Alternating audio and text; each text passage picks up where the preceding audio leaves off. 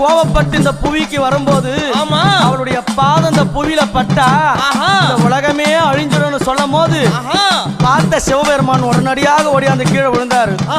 அவளுடைய திருமேனியான பாதம் சிவனுடைய மேல படணும். அவன் கோபம் தெளினு கீழே இருக்கிற கணவனும் தெரிஞ்சு கூட எங்க அம்மா அவ கட்டி நல்ல அம்மா கணவனைய அவ கட்டிய கணவனைய அவ காலால மேதித்தவளாம் அவ கட்டிய அம்மா கணவனைய அவ காலால அம்மா மேதித்தவளாம் அவ புலித்தோளாட காரியா அவ சில வளர்ந்த புங்காவன காரியம்மா